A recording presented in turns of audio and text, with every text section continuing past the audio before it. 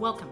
Today on The Inner Practice, we explore how yoga becomes more than movement, how it shapes the way we relate to our bodies, our inner lives, and the questions we carry. I'm joined by Stacie da Ponte, whose journey into yoga began through a very unexpected doorway.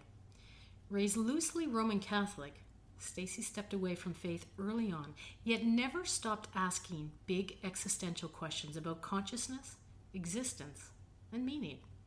What began as a practical secular mindfulness practice gradually became a deeper exploration of the inner world, one rooted not in belief, but in lived experience. In this conversation, we reflect on how yoga can quietly transform us, creating space for healing, growth, and understanding that unfolds over time. Welcome, Stacie. I am really glad you are here.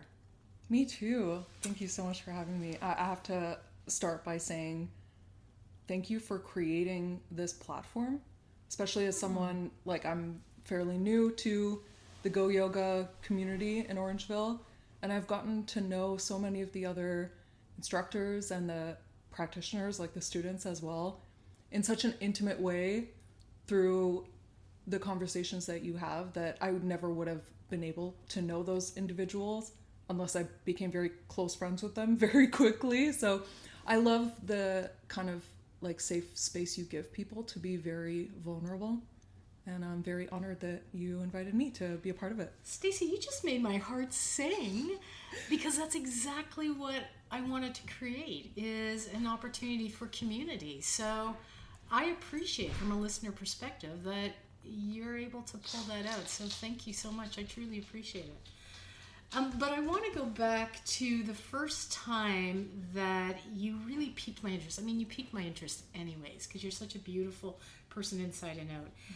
But we were just casually talking after a yoga class, and you mentioned you came to yoga looking for God, and that immediately caught my attention, because spirituality is something that I am fascinated by. Having, even looking at my own past, as growing up as a non-Christian person and then coming to my own spirituality, I am really excited to explore this topic with you and gain your perspective. So I think what I said is I come to the mat for, and I said to you as well, I use the word God for lack of a better word, but I wouldn't say came as in that's how I started, but that's what keeps me showing up today. Thank you for correcting me, because I'm always afraid that I mishear things. You know how sometimes you hear what you want to hear? Totally. But I heard God, and I'm like, right, I'm in. Yeah. So Stacie, take me back to the beginning. Tell me a little bit about childhood, growing up in a Roman Catholic faith, all that good stuff. Sure. So I was a very weird kid, as I know you love that word yourself, or identify with that. I was very adverse to any sort of physical activity as a kid.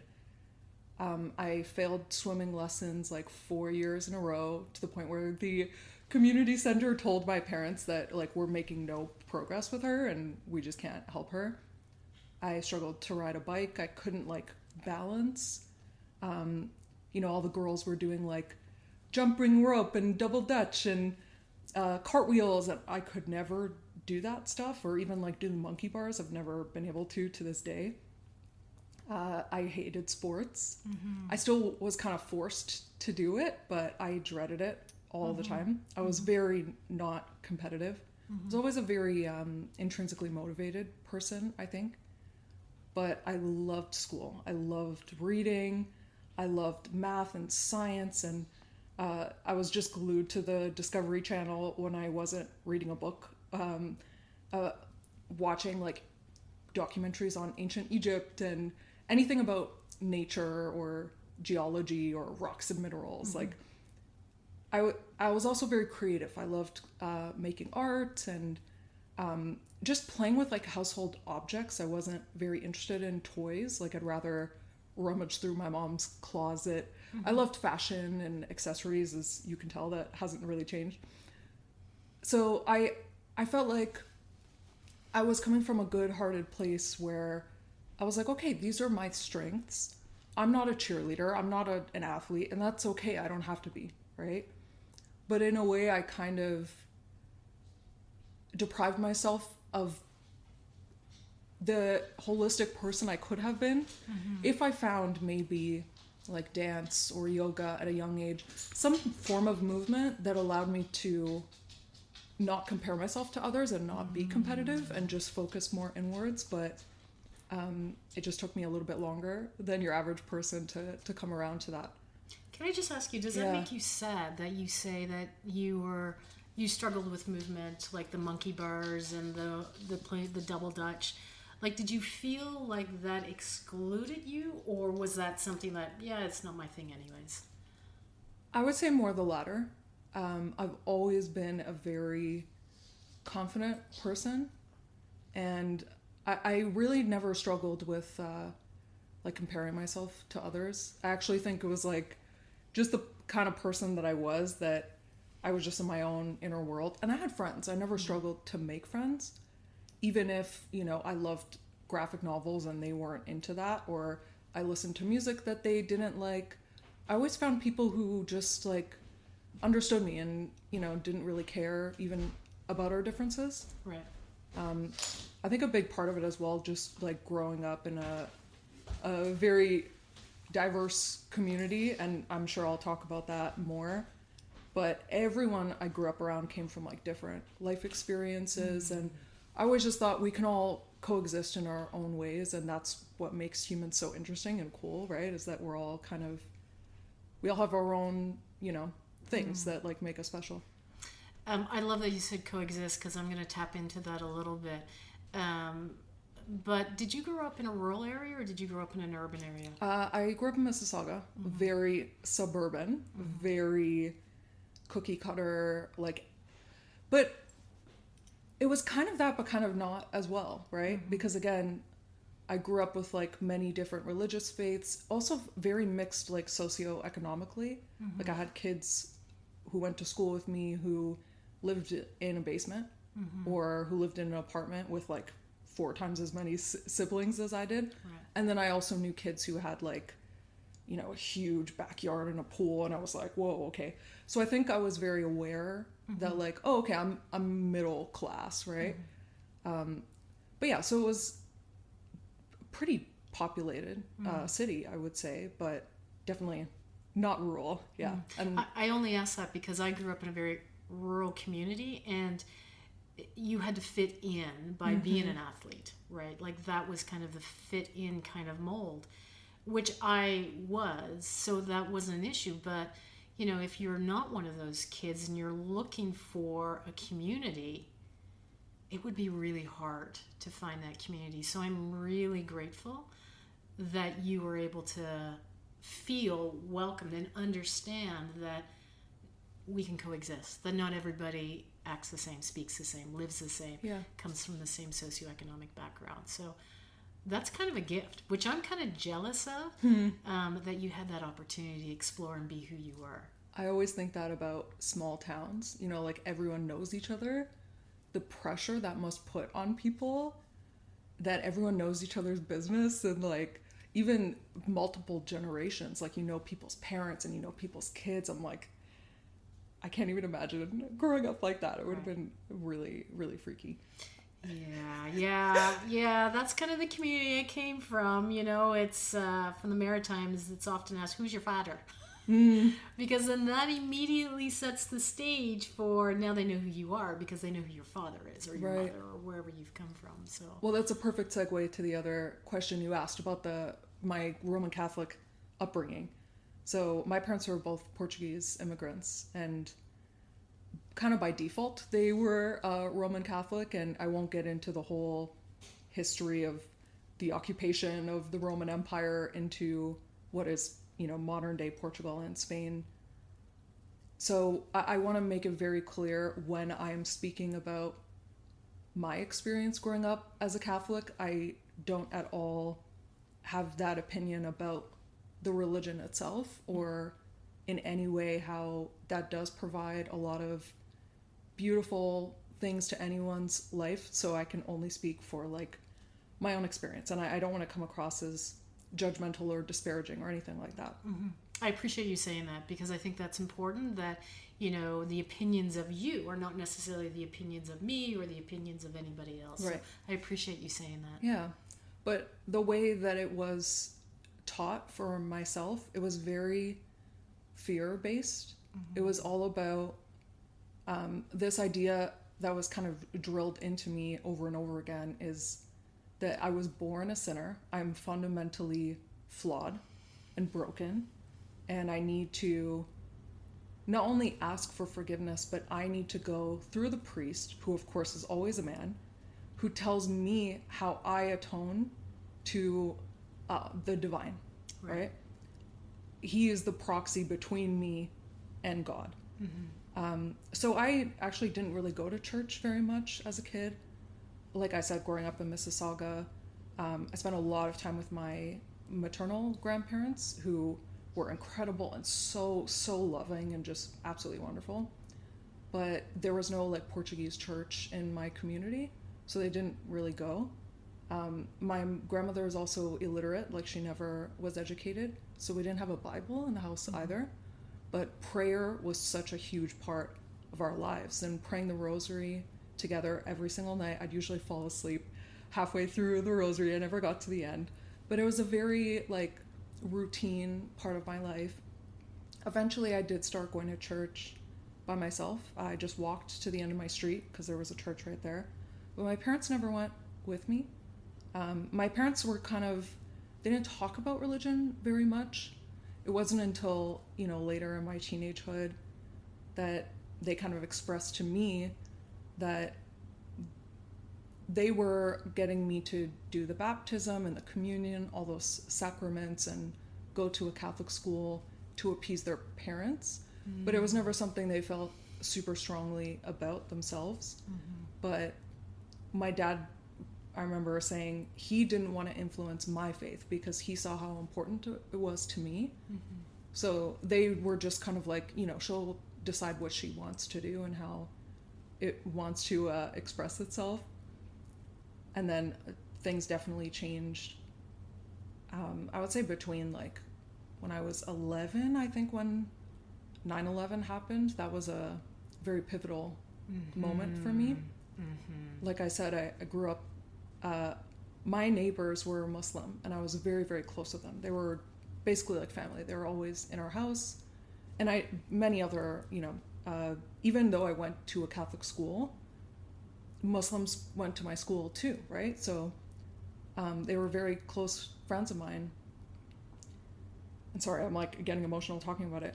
But I remember my priest basically said something, I don't remember his words exactly, but something to the effect of, we need to outnumber them. And I was a child, you know, when he said that. And immediately I had this like sinking feeling in my stomach that like, this is wrong. And I think the scariest part was like looking around at the congregation and just the silent acceptance of that. And no one was standing up against it. And that must have been really tough. Just going back to this word coexist. Yeah. Because I'm going to assume, and correct me if I'm wrong, Yeah. because you're a very intelligent woman and you read a lot. So my sense is, you know, you were a kid that had lots of questions and now becomes an if, you know, they and us. And that coexistence doesn't necessarily fit for someone who thinks that we're all the same. I'm putting words in your mouth. Yeah. But that must have been really difficult for you to hear that us and them.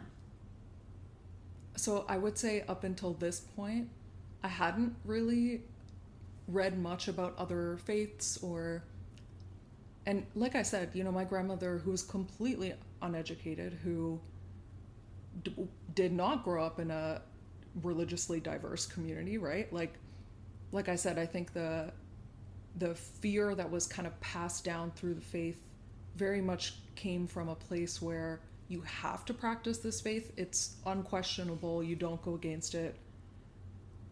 But even she understood, like immediately, I remember she told me from a very young age that they call it Allah, we call it God. It's the same thing. Like it's so it was just intuitive to her that we are the same, and we love each other regardless, right? We just don't cook pork when they come over. We have minor differences. It's no big deal, right?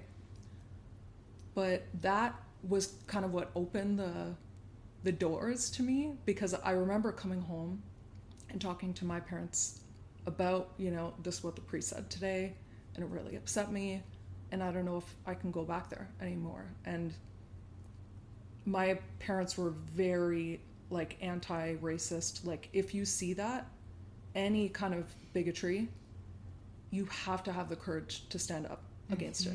At 11 years old. Yeah.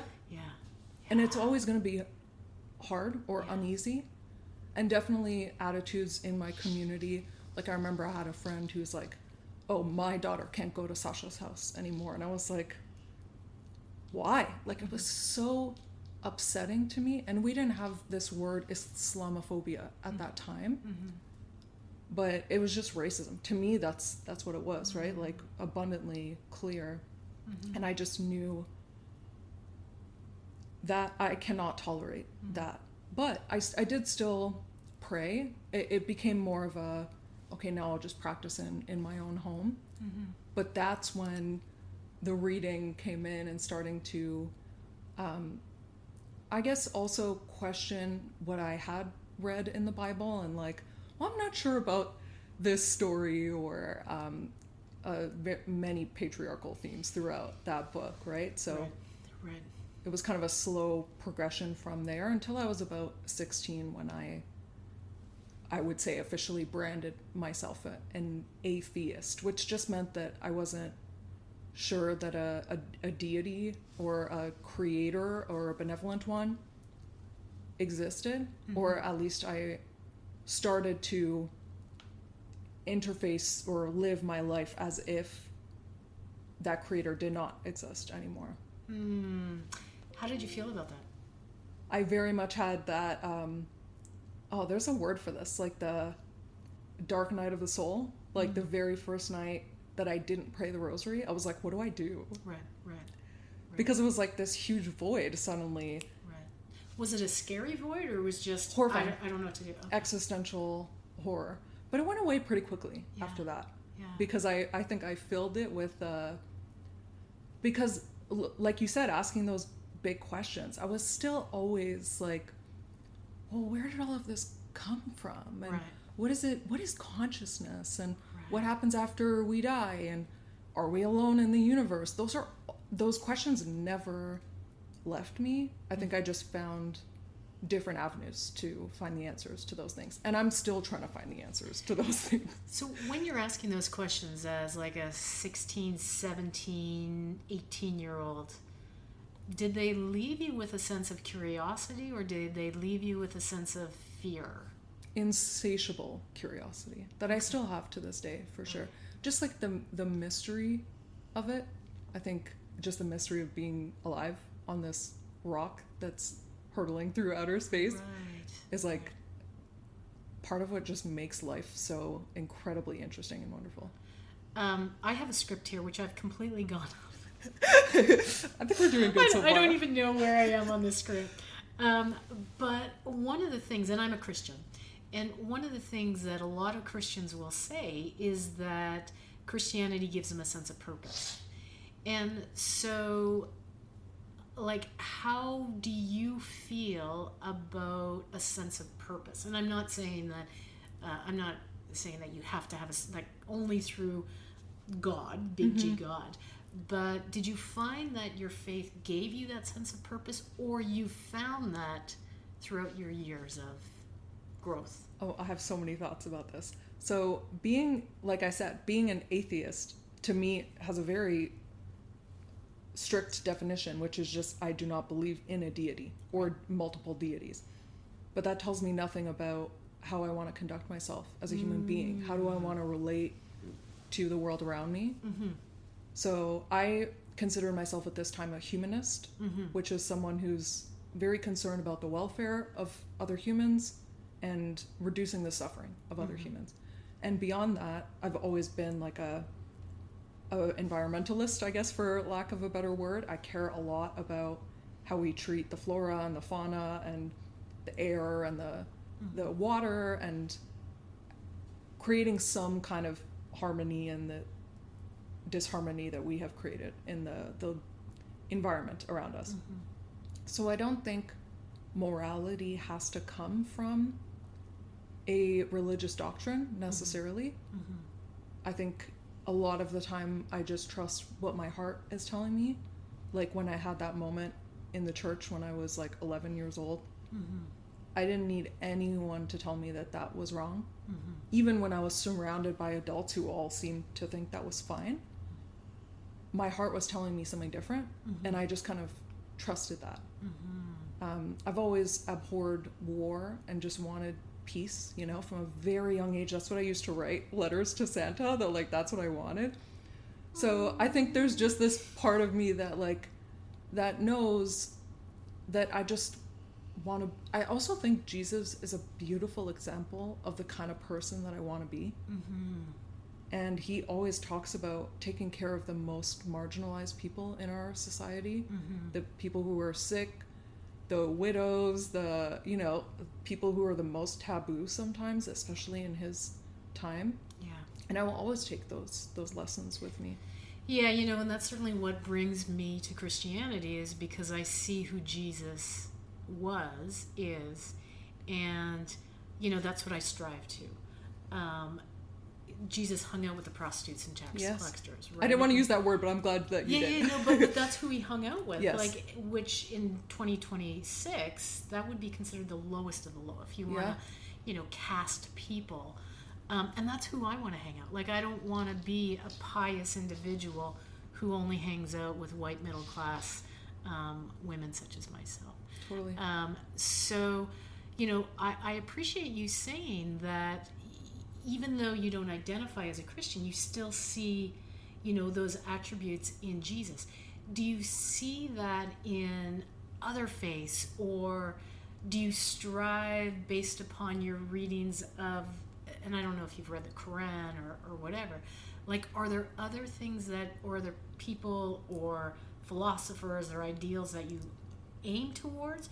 Or is this your heart that's driving this? Philosophy was huge for me, like Aristotle, Socrates. Like, I took grade 12 philosophy, and my teacher, who was a deacon, who's very devout, and at this time I was like an out atheist, I would say. I was kind of well known in my school for being very opinionated and very outspoken. But him and I got along great. Like, I just loved him. And I remember putting like a huge stack of books on his desk the first day, and I'm like, so this is what I've read so far. Right. Give me some other recommendations, like beyond the curriculum that you have planned. Because I just devoured philosophy. My dad was really into that too, I think. And my sister was really into Greek mythology. And I also loved ancient Egyptian, you know, mythology and stories. So, and I wouldn't say the conventional religions interested me as much, but that's where I kind of read a lot of sources and gathered my inspiration. And a lot of the times I didn't like what they were saying. I've always been I always look at the other side of things. I'm extremely skeptical and critical by nature. So, and like we were talking about before we started recording, it's hard to read anything from the past that was written by a man that's not extremely problematic in one way or another, but there's still something interesting there. I remember a parable, now I'm going to forget if it's Aristotle or Plato, I think it's Aristotle, of the parable of the cave. Are you familiar with this? Or if the listeners are not, there are these prisoners who are inside this cave, and all that they see are shadows cast on the wall. So there's things going on outside the cave, but all they can see, because they're restricted to looking at this wall, they're just seeing these shadows kind of moving around. And one of the prisoners breaks free and goes outside the cave and sees the true nature of reality. And he goes back into the cave and is like, guys, I've seen it. And they all put him to death because what he says is so paradigm shattering for them. They can't handle it. Right. And he's trying to warn the readers that once you see beyond all of these illusions, these veils, which is talked about in the yoga philosophy, of course, these veils of illusion, people won't like that. Right. Why do you think people don't like that? I don't know. Because I've always found that, that first dark night of the soul that I had, or some people might say like a dissolution of the ego, or for some people it's through a psychedelic experience or a near-death experience, whatever avenue it might take. It's kind of this like world-shattering. It's kind of hard to go back to normal after that. And maybe it's because those things started happening to me little by little when I was young, where my mind is still very malleable.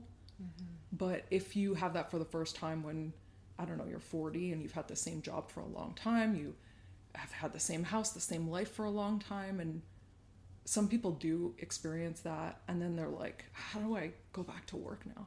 Yeah, it's hard to unsee what you've seen.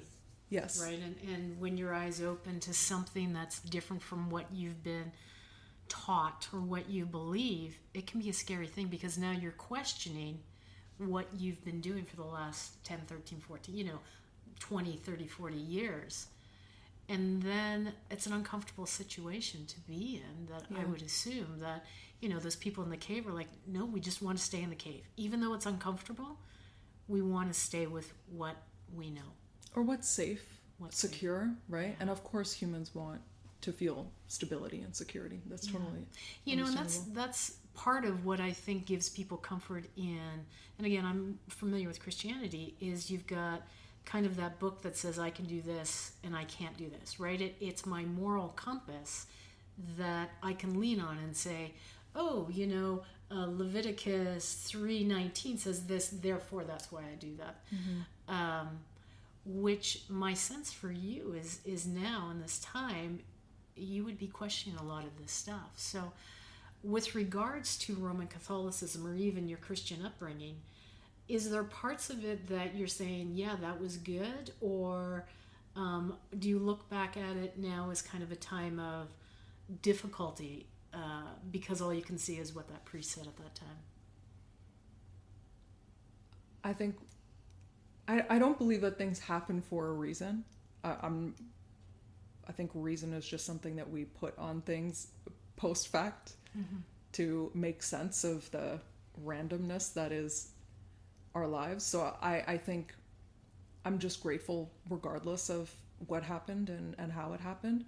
But every experience I had, or every belief that either I had or my grandmother had who imparted on me, either showed me, okay, this is valuable, or I don't like that, I don't jive with that, and I'm gonna go against that.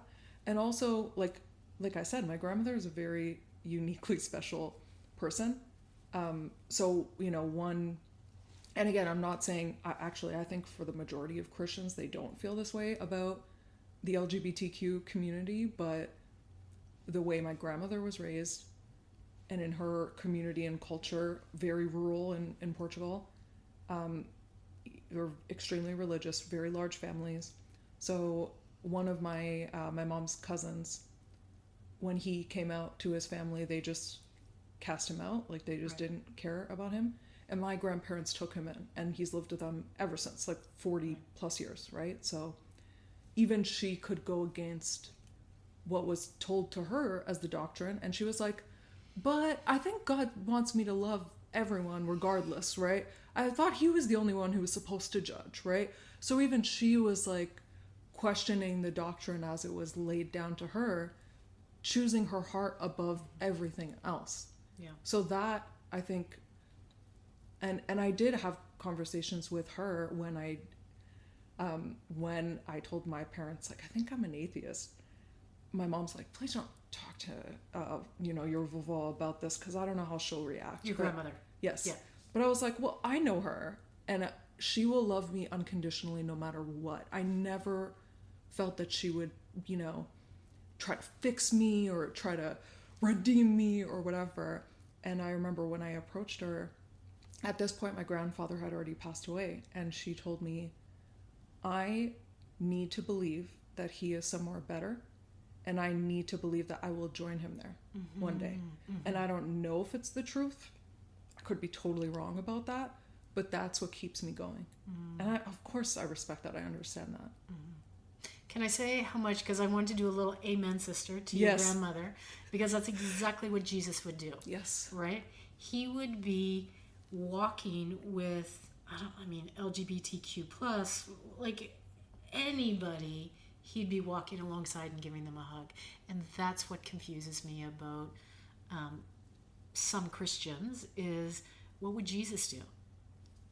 That's what, because he hung out with prostitutes and tax collectors. And that's where, honestly, I don't think, yes, there are some passages about it, but it's actually very contested by the scholars. I think any faith or any belief system, when it meets people in power, people who can control others and manipulate them and abuse that power, they will take those things and smash them together. That has also happened in the history of yoga over and over and over again. I think from a Western perspective, and now we can dive into the yoga because I'm a huge nerd, like I said. So when I did start practicing yoga, I went deep into as much text and sources as I could. And I realized that they too, so from a Western perspective, I think we think sometimes, again, not speaking for, no one's a monolith, but this idea that like, oh, the Western religions are monotheistic and oppressive, and the Eastern religions are all peaceful and, they have no hierarchy. Like, look at the caste system in India that continues to oppress people to this day. Of course, that's baked into their religions and their philosophies too.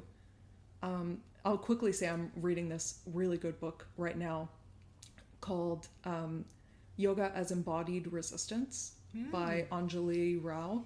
Maybe I'll give you the link if you want to put it in the show notes for people who want to read it after. So she grew up in India, but in a pretty privileged caste, right? If anyone's not familiar, there's like a very kind of rigid social hierarchy in India by your socioeconomic status, and people don't really marry outside of their status, but a lot of people are uprising against that. So she went to like a privileged Catholic English school, but she has a lot of questions, and she's a very feminist kind of down with the system kind of person who is very much of my heart, I think.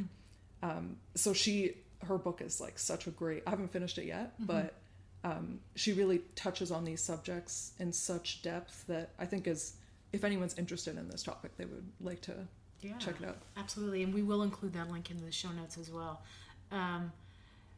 You're so fascinating that I'm literally like, oh my gosh, I have this question. But I'm trying to keep this on like yoga. So because that's what me this too. podcast I'm is trying. about. I'm like steering the car over it. Let's go to yoga. Yeah. When did yoga first enter your life? First enter, I guess when I was really young, because I grew up with a lot of Hindus. I learned a lot about Buddhism as well as a kid. So I think my mental model of yoga was like sitting cross-legged, chanting Om.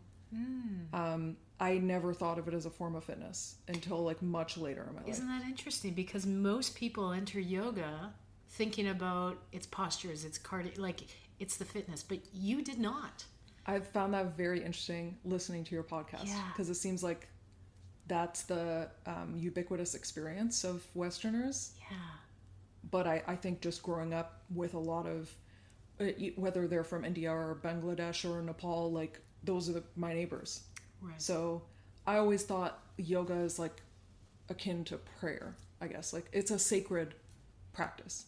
Right. So it wasn't until much, much later that, so remember how I said did not like physical activity at all. So I also didn't mention this, but I loved computers. I got my first like personal computer at home when I was, I think, like 12 years old. And I just dove straight into, what is this World Wide Web thing? How does it work? How does the internet, how does this dial-up thing work? In that way that an engineer wants to like take something apart and figure it out. So I dove deep into computer programming, teaching myself how to code.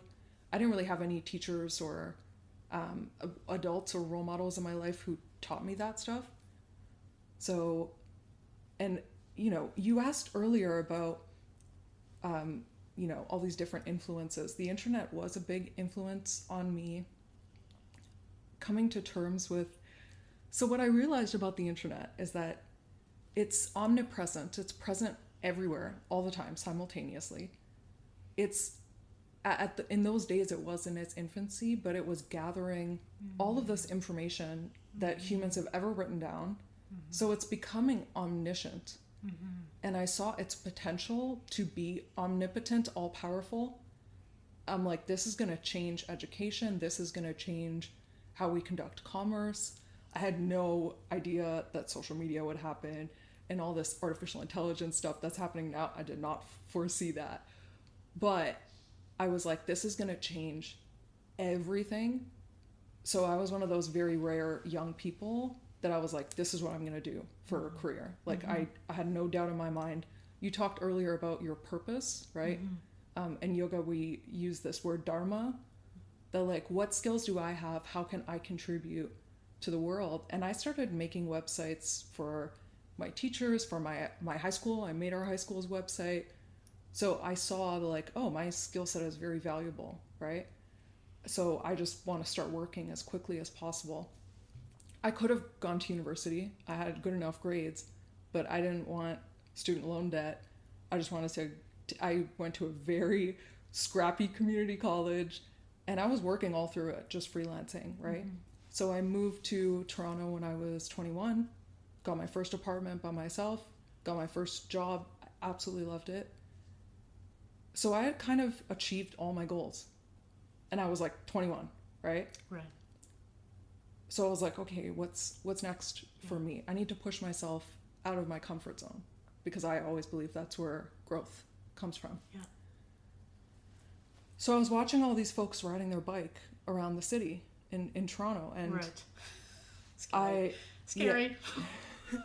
Well, I've also been a very frugal person my whole life. I'm always looking for ways to save money, and obviously living in Toronto by yourself as a young person is not cheap. So I was like, what if instead of paying for a monthly metro pass, I ride a bike? That is so fun. Which is a pretty wild thing for me to jump to, because I never learned how to ride a bike up until this point. So I went to some used bike shop and, you know, got a $50 bike, whatever. It needed some repairs, but I was extremely out of shape. I lived a very sedentary lifestyle up until that point. I've never struggled with my weight. My body's kind of always been the same size as it is now, but I had no cardiovascular endurance, and I had like no strength in my legs, so it was a struggle. And I was like, okay, I need to figure out like how, from again being a nerd, doing some reading, it's like maybe stretching before your bike ride or after your bike ride would help. So I just went on YouTube and looked for some like pre-yoga stretch, post-yoga stretch. So you hadn't been doing yoga at this point? No. Okay. So yoga and cycling kind of came into my life around the same time. But you used yoga at this point as a form of physical activity, Yes. not necessarily the chanting or the mindfulness or the... So mindfulness, yes. But it did surprise me, actually, when I found these yoga videos. I was like, oh, okay, there's this whole thing called asana, which is like the physical postures. I was like, that's interesting. But I did the first YouTube channel, and I still practice with her to this day. I just did a video this week. Her name's Yoga with Adrienne. That's her YouTube channel. By far the most popular YouTube yoga instructor. And for a good reason. You know, she's very accessible. And by that, I mean both she'll give you physical accommodations, like use a block, you know, take your time. She's very slow, but she's very focused on mindfulness and breathing. And she would plant these little seeds. So, you know, being a very atheist self at this point, I would do her video. I'm just getting ready to get on the bike, right?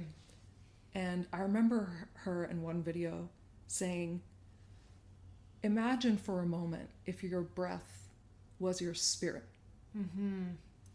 Okay, hold on. If that doesn't resonate with you, if you're like, Adrienne, what are you talking about?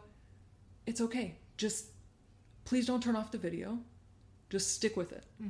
That's what Adrienne's saying. Yes. Okay. So she always gave you, like, she would just kind of drop a little hint, but she always gave you room. Right. That if you don't like that, Right. just leave it. Right. Like, it doesn't have to resonate with you. You don't have to like it, right? And she would talk about this in so many different ways. Like, if she's talking about a chakra or an energy center, it's like, feel this heat radiating from your solar plexus. But then if you're like, Adrienne, I don't feel anything. What are you talking about? It's okay. That's okay too. You'll just get a good stretch. So she tapped into both your physical needs and the other needs. The pranayama, the spirit, Yes. the breath, the feeling your body, the presence, the chakras, the energies, which I assume that spoke to you. Like, you weren't just the, okay, I'm going to do a downward dog. You're like, okay, I'm going to breathe. And I'm going to feel my root chakra or something. Well, I would say the meditation and the pranayama, like the breath control, it all came as one package for me. So when I started practicing yoga, it's like all those things came together. But the chakras were a little bit too far. Right. Or even the idea of the spirit, right? Like, at that time, I wasn't sure I believed in a spirit. Right. That anything permeated after my physical body deteriorates. I don't know if there's any, you know, consciousness left there. But it took me at least a decade to come around to that after just showing up on the mat over and over again. And what change did you notice, if any? It was very slow. Okay. Very, very slow. Yeah. It almost, because it's so slow, I didn't notice any change. In reflection now, can you contrast between now and 10 years ago? I think I was very close-minded in a way. Then? Yes. Okay. Yes. Oh, interesting. So I'll give you an example. So despite what one might think when they look at me, because I love a witchy aesthetic, you know, like tarot cards and crystals and occult imagery, you know, I've always loved that stuff. I loved Halloween and everything like that. But I was like so allergic to woo-woo stuff. So like astrology, I'm like just rolling my eyes at it. 10 years ago. Yes. Okay, because Yes. I don't see that today. Well, even today, I'm actually not into astrology at all. I don't Okay. follow it. When people are like, oh, I'm such a Libra, I'm like, Right. okay, whatever, Right. sure. I'm not casting any judgment on it. Right, If it's right. helpful for you, that's great. But it's just not something I really care about. So I was at like a friend's going away party, and this guy that I met at this party, who was like the most normal dude, country guy, you know, construction worker, married, has children, just like the most white, blue collar, normal guy. And I was talking to him about, this isn't even on your script, Jackie, so I won't talk about it too much, but I got diagnosed with a chronic autoimmune disorder when I was 30 years old. And he was like, oh, that's your Saturn return. And I was like, what is that? So then he started talking to me about astrology. And 10 years ago, me would have tried to look for my exit door out of that conversation. Right. Because I'm like, oh, this guy's a weirdo. Right. Which is hilarious because I was such a weirdo. Right. In my own way. Right. But I was like, oh, that weirdo is not my brand of weirdo, right? So I did close myself off to a lot of experiences because I wasn't being open or willing enough to just hear people out, right? So I think that's what started to change about me. So I was like, tell me about this. Yeah. Saturn return. Yeah. And I found out every morning he pulls a tarot card and does divination. And he got all into this. He was basically talking about like Hermetic philosophy, which is an ancient Greek, ancient Egyptian, but he didn't know that that's what it was called. So I was like, did you know about this? And we got into this amazing conversation. Right. It was so much fun. At the end of this night, I was like, that was awesome. Right. And I would have completely deprived myself of that in the past. I also had a friend recently who told me about like he felt the presence of his grandmother who had passed away, you know, whether you want to call that like he felt a ghost or something like that. And, you know, because I was just asking him questions, and he's like, I never told you this story because I thought you would think that I was crazy. Right. And that hurt me so bad because I was like, I've been friends with this guy for 15 years. And I was such a pompous, arrogant asshole that he didn't feel open and vulnerable enough around me. Mm-hmm. Like, that's not the person I want to be. I don't have to believe in ghosts to see that he had an experience. It impacted him in a way that changed how he perceives the world. So it's okay if it's not something that I've experienced or not something that I can understand, but I at least want to be curious about it and understand. Where do you think that came from? That, because I'm thinking of the word coexist. That's still in my mind, this coexist that you mentioned earlier. Do you think this growth came from just becoming older and wiser, or did it come with the yoga with Adrian and, you know, perhaps slowing down and being more focused on mindfulness and breath and stuff? Probably both. Mm-hmm. Tell me more. It's such a good question, but it's so hard for me to... Yeah. Because it definitely was not like an aha moment for me that I had at any time. There was I think like a suspension of disbelief that I allowed myself to, I guess, humble myself. Definitely practicing yoga teaches you how to humble yourself when you're trying to practice any hard posture, balancing on your head or whatever, and you just keep falling over and over and over again. Right. That, you know, you don't, even like coming to tears on the yoga mat sometimes in like a weird way that you didn't expect it was going to happen. You're just like in a pigeon pose and you're like, whoa, why am tears streaming down my face? Right. You realize that you don't have it all figured out. Yeah. And some of that I think is just maturity and age too. Because I think when I was in my 20s, I was like, I've got this whole life thing figured out, but really I had no idea. Oh, I knew everything when I was 16. 100%. Yeah, come to me when I was 16, I'll tell you exactly what to do. Come to me at 55, I know nothing. Yeah.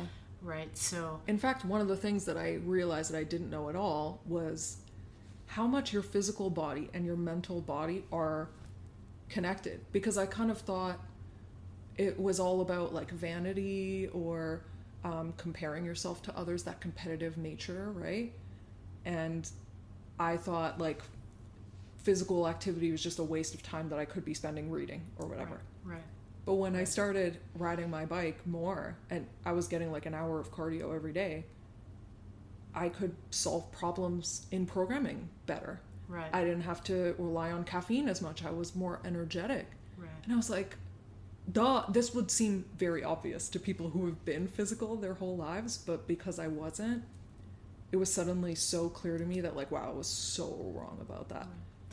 So going back to kind of the spirituality component, how does yoga fit in with consciousness and existentialism and those big questions? And certainly it may not, like, or you're still on the pathway, but I'm really curious as to what yoga does to help fill that, if it does. Yeah, so without getting way too woo-woo and off the rails, we're a woo-woo podcast. Okay. Yeah. Well, I've also been very curious about like other spiritual paths, right? So maybe not the conventional religions, but I spoke briefly about Hermetic philosophy. There's lots of books like the Kybalion, I think it's pronounced, or the Emerald Tablet, or like paganism or Wicca. I would kind of read about these things because I was curious about them. Even if they seemed very strange to me, I'm like, people are following this path. So, but they all seemed very, especially Hermeticism, at least from my experience of it. It's like once you read these words, it's like a transmission of knowledge, and now you'll forever be changed. But it never hit me that way. What's different about yoga is it's all about continuous practice and this idea of self-study. So it's not that you're going to read a book and all this wisdom. Knowledge and wisdom are very different things, right? Knowledge is like your ancestor giving you good advice and you're like, okay, grandpa, whatever. Mm-hmm. But you need to make that mistake. You need to live it through experience until it really becomes embodied wisdom, right? And that's where yoga, and the thing too is that yoga is such a diverse history, right? And like Buddhists practice yoga, Jains practice yoga, Sikhs practice yoga, Hindus practice yoga, atheists practice yoga, Christians practice yoga, right? Like it's not a religion, it's not a doctrine, it's not a dogma.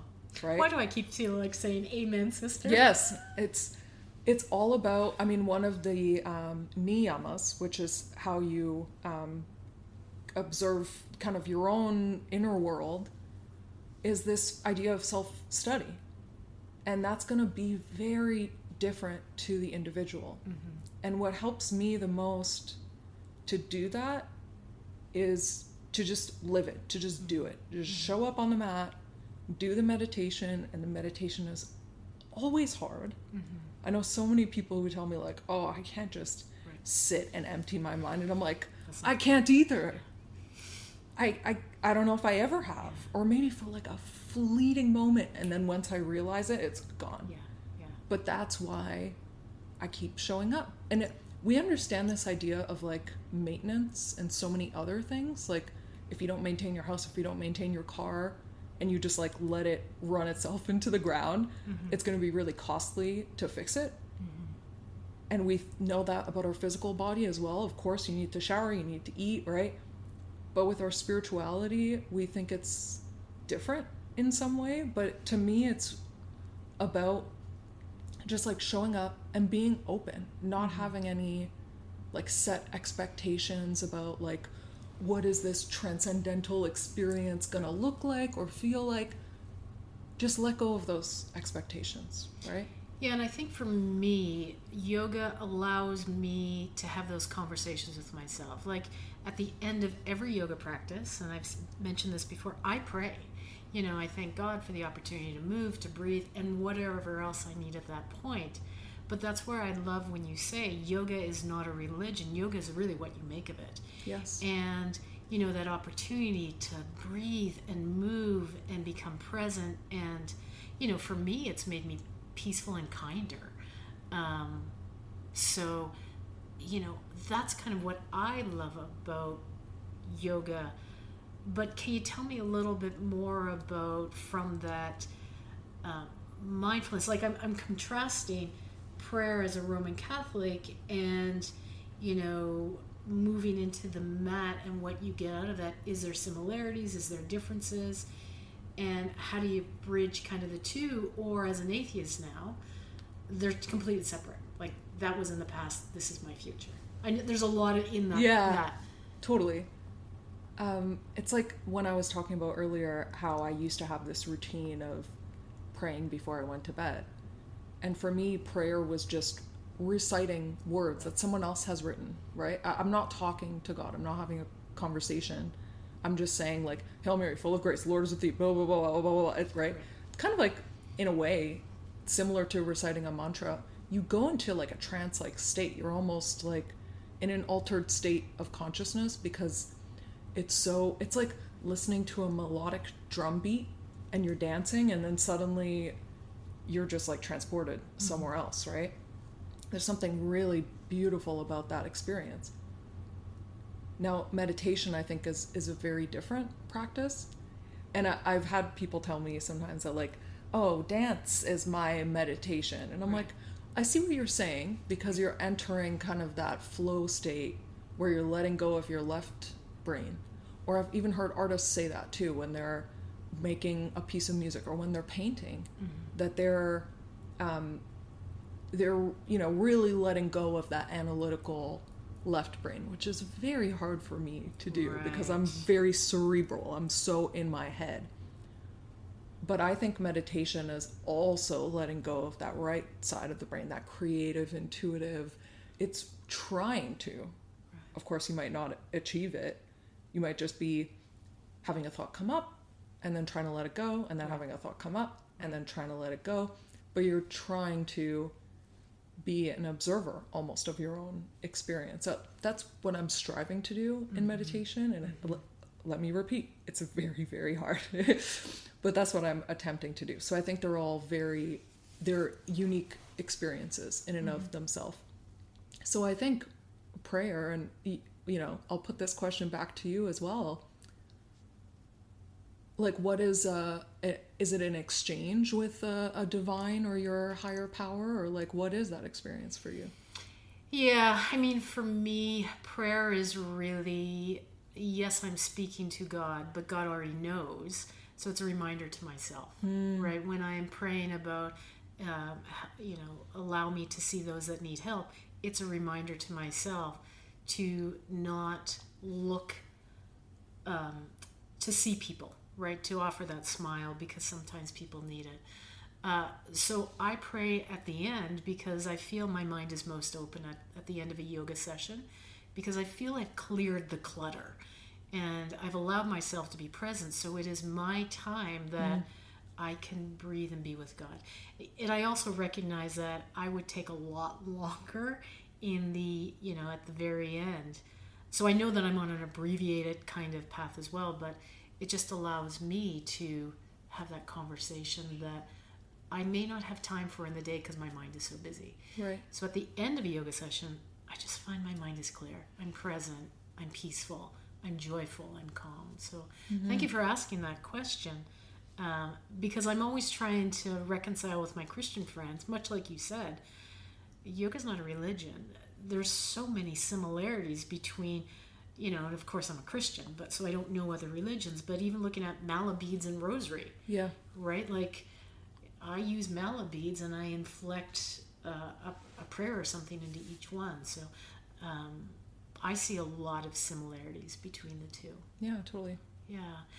Stacie, I want you to kind of go back a little bit, and, if you could talk to your 11-year-old self, knowing what you know now, and I don't want to trigger you and make you upset, but what would you wish you had said to that priest, or what would you wish you had done? Like, if you could change the pathway, what would you change if you could? I don't know if I would. Okay. Well, it's like what I said before, that knowledge and wisdom are not the same. So whatever I could tell 12-year-old me, I don't think she would listen anyways. If anything, I'd be like, dude, check it out. We figured out how to time travel. Isn't this amazing?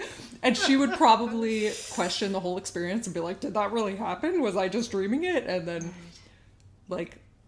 I think she was doing okay. Actually, I think she was just trusting her heart and letting that lead her. So I don't think there's anything I have to tell her. I love that.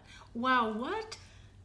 And because I'm a parent, I'm going to say kudos to your parents, because they gave you the opportunity to explore on your own. Because I grew up with a lot of... I didn't grow up. I didn't come to faith until much later in my life. But I see people who direct their kids like, you must go to church every Sunday, you must do this, and never allowing the child to be able to say, well, I don't want to.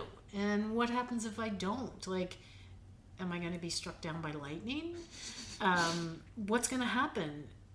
I'm so excited that your parents allowed you, or yourself, gave yourself permission to kind of, what's this whole thing about, and allow me to journey. I'm an atheist, and I'm going to have a conversation with my grandmother, and she's okay with it. Mind blown. My parents are incredible. Like, I really can't even articulate how incredibly fortunate I am. When we talk about privilege. We often talk about race and class, and of course, because those things are important and they're very real. But I think the privilege of having parents who gave me space to just be authentic and genuine.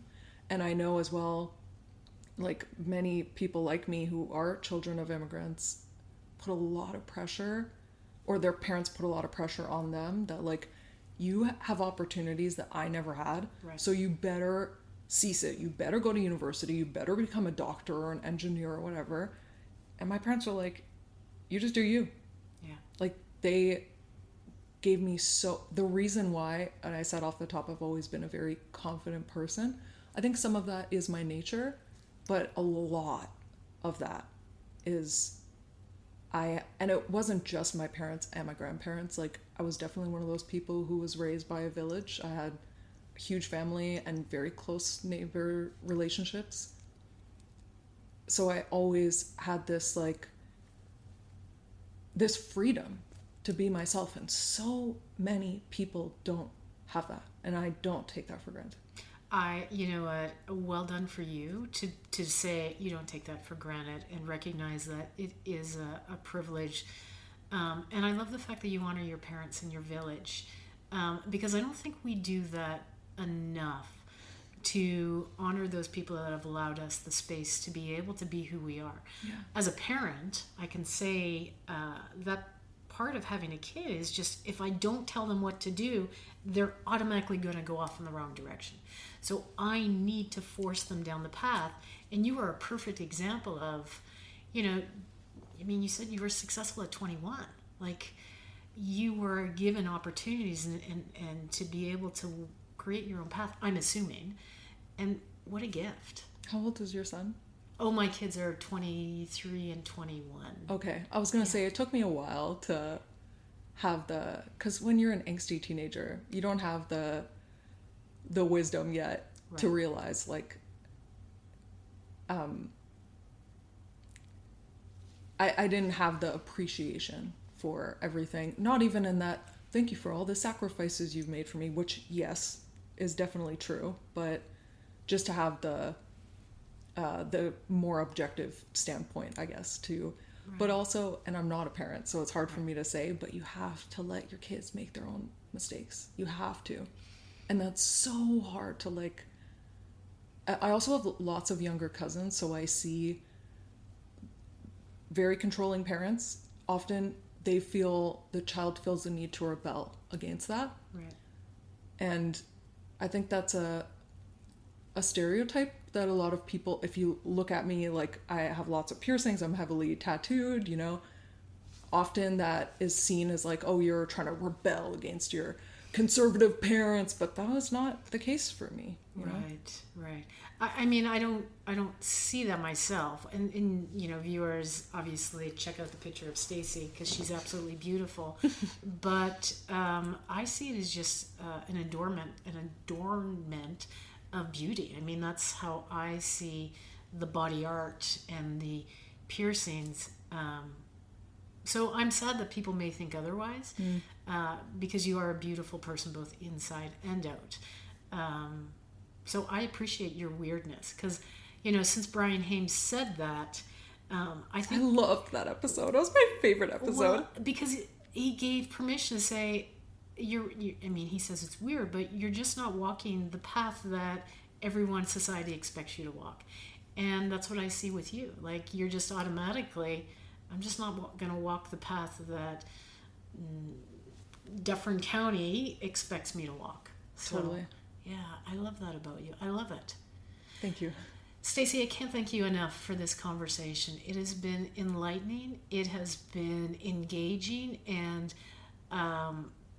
you're so wise in your age and in your life, and I look forward to seeing kind of what more you have to do for others and yourself and your growth pattern. So thank you so much for being here today. It's so kind of you. Thank you. I still have a lot to learn, but in my imperfect way, I'm trying. So do we all. Thank you so much. Thank you. Thank you, Stacie, for this engaging and insightful conversation of your life. As we close today's conversation, we're reminded that growth begins with questioning, and that leaving the cave takes courage, curiosity, and compassion. Through yoga, philosophy, and lived experience, Stacie showed us that coexistence is possible. Wisdom can be embodied, and that showing up again and again creates space for truth, humility, and love. Thank you for listening to The Inner Practice. I'm your host, Jackie Vandertuin. If this conversation resonated with you, please like, follow, or share the podcast. Your support helps these stories reach others who may need them. Until next time, keep showing up for your practice and for your inner work.